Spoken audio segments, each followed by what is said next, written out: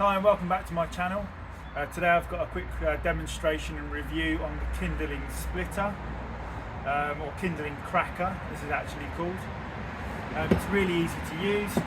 All you need is a lump hammer, the device and your wood. A couple of taps to get it going. And the wood splits. Effectively, all you need to do is rinse and repeat. Sorry about the noise, I'm outside today.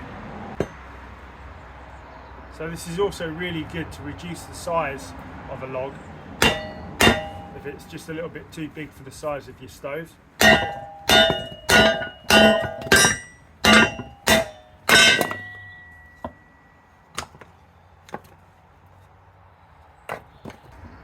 So this Kindling Cracker comes in two sizes. This is the slightly smaller one. It also comes in a slightly larger size as well. For the home, I think the smaller one's probably good enough. But if you wanted to put in bigger logs because you've got a bigger stove, then maybe the bigger one's better for you. What you can do, you can get a larger log and you can actually screw this down onto the top of the log. It's got two holes here, so you can fix it, raise it a bit higher off the ground, make life a little bit easier for yourself.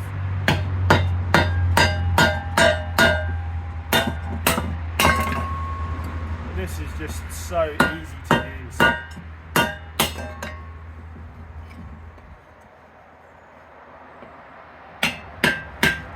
And I'm sure someone will say it, but I should be wearing some eye protection. So fingers crossed, don't get caught in the eye.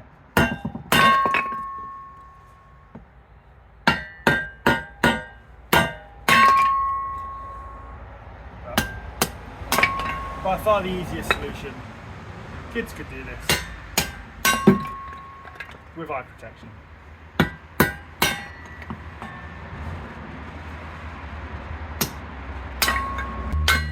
Just so easy to do. Just splits so well.